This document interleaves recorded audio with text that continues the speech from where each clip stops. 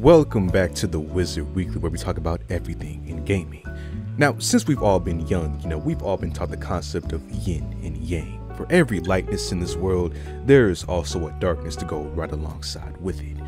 Really though, I feel like that concept was meant to be telling us about Nintendo's future business ventures in the 2010s and beyond, because not only has this company, never failed to share with us the darkness of their relentless pursuit of going after any inanimate object, let alone a person, that even Alec used to wear piracy in the wrong way. But then you also got the lightness of them trying to cover that darkness up with them releasing things like this pre-order for an alarm clock that's only available for Switch Online members at $99. And when I say lightness, I mean for those that find use out of this $100 alarm clock, if that's you. Now, I'm not going to rag on this thing for too long because, this isn't what I want to talk about as far as Nintendo goes today. But, I saw it and I feel like I shouldn't have not talked about it because it is a pretty cool alarm clock. There is motion sensors for you to easily navigate it, and it allows you to track your sleep and show your sleeping patterns like how an iPhone would. Not to mention the various first-party Nintendo IP themes that you can choose from to make this thing, really your own as far as like haptics and sounds and what it looks like. But like I said, this little thing has a threshold of being $100, and right now only being available for Nintendo's $4.99 per month subscription service of Nintendo Switch Online. So I can't justify this purchase myself, but I am happy to see people excited for the return of having dedicated objects that we've been using our iPhones for as a one-stop shop. Because I'm sure there's someone out there willing to put 100 bones on seeing this really cute thing on the corner of their desk and hearing a Zelda chime instead of hearing, well, this. I know I just gave somebody PTSD. That's good up early in the morning. Anyways, what I really want to talk about as far as Nintendo goes is the latest development in one of their ongoing cases that has to do with the website that was allegedly selling, modded Switches and access to modded Switch games named Modded Hardware. That's the name of the site. I'm not just saying Modded Hardware. Anyways, the dude who runs the Modded Hardware site, Ryan Daly, if you might remember, back in March of earlier this year, he was actually contacted by Nintendo as a way of a warning that tell him to shut down his services and stop selling the alleged MIG chips and pirated Switch hardware that he would mail in and allegedly, send back out hacked for consumers to buy. It wasn't until June when Nintendo finally sent out the mafia hit of all those lawsuits that actually finally affected the, modded hardware site. And then my guy Daly got the formal subpoena to where he and Nintendo's gonna have to duke this out in court and, Nintendo's normal playing ground basically, because they live in the courtroom at this point. Now, like I said, Ryan Daly's site is apparently known for selling MIG chips, which are cartridges that you can put Switch games on and easily install on a vanilla Switch.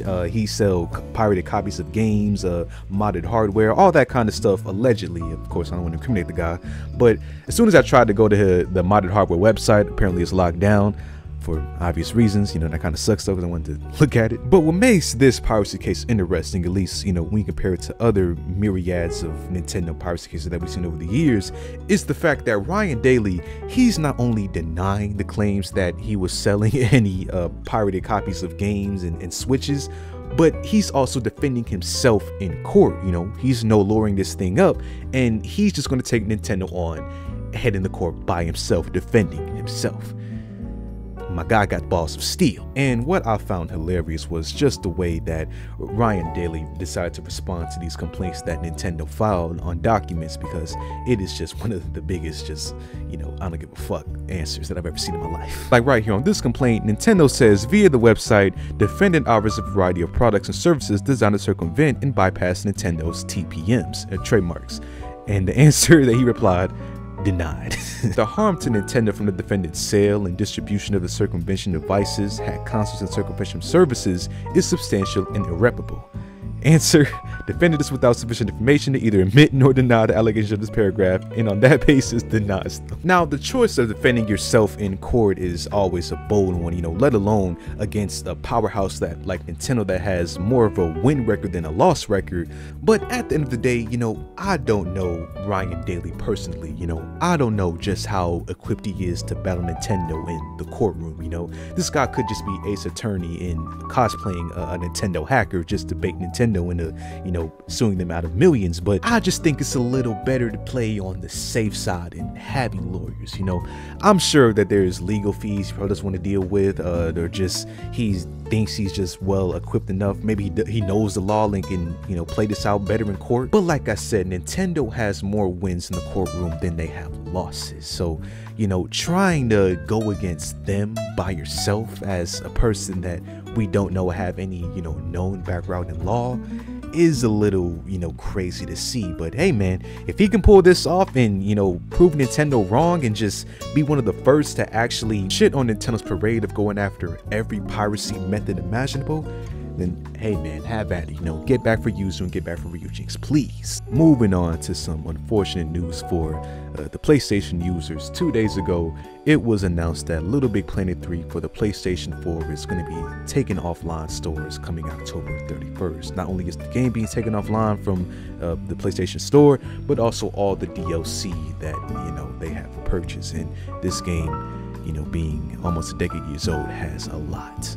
So via this statement on Twitter, you know, the devs of LittleBigPlanet have told people to, you know, if they wanted to buy this game or experience any of the DLC that LittleBigPlanet 3 has to offer, they have until the end of the month to do so. And, you know, it's really sad to see, but I can't say that people didn't see this coming given the controversy that LittleBigPlanet has had in the last couple of years. If you don't remember, back in 2021, every LittleBigPlanet except for the PlayStation 4 version of LittleBigPlanet 3 was taken offline due to, you know, a bunch of exploits like DDoS attacks, hacks that got players banned, when players banning other players with the hack, you know, people just ruining a game that many people like myself have a lot of nostalgia for just to be dumbasses. Like before Astrobot was a thing, you know, this was the go-to platform game on PlayStation, titles that was rated E for everyone. Like I remember downloading the demo for the PlayStation 3 and that shit taking like fucking 5 years. Like why was the PlayStation 3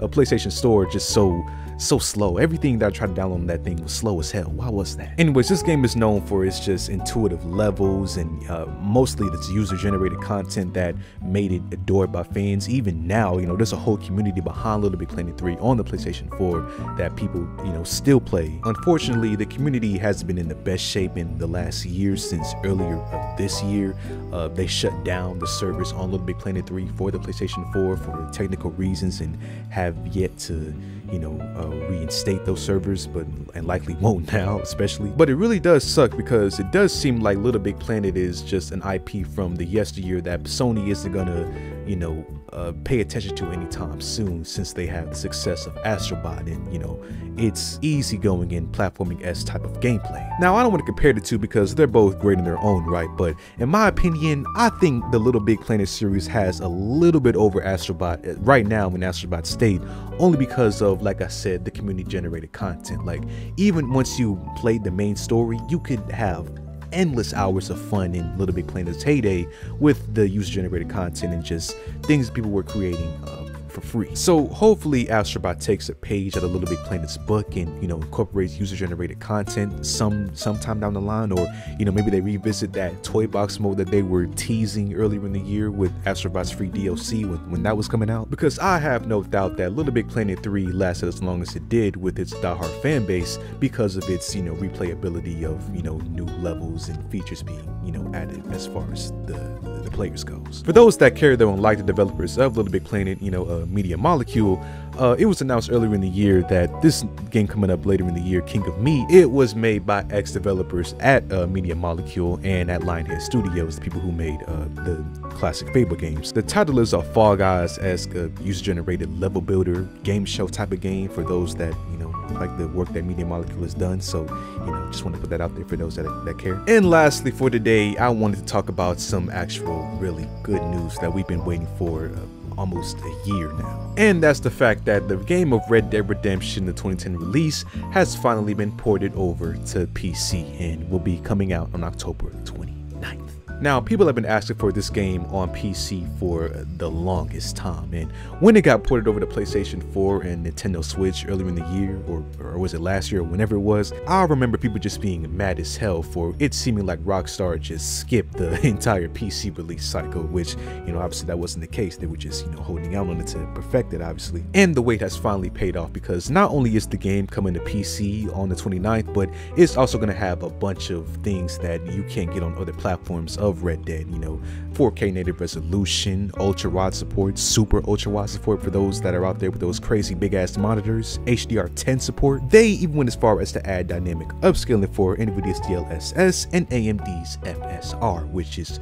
really generous for a 14-year-old game that already runs, you know, as you can see, this well on Switch. So yeah, I'm sure people were really pissed that they had to wait this long for the PC release, but I'm sure that, you know, market that was waiting for this specific release is happy as hell that they did so, because this is a really good port. Hopefully it runs well as well. Now, in classic Rockstar form, they have yet to share the price tag that they're going to be charging for this game. Likely it's going to be around the $50 mark, since when they released this on the Switch it was $50, which I'm gonna be honest, I think that's a little asking a little too much, even with the added features, just because, you know, you can play that for much cheaper on other platforms right now. You know, I played Red Dead Redemption for the first time for like $15, I think I paid last year in September. But then again, I played on the PlayStation 3, so, you know, comparing old platforms with new gen platforms, especially with the, you know, added DLSS and FSR and stuff like that, I guess that's kind of not fair. But at the same time, I just feel like $50 could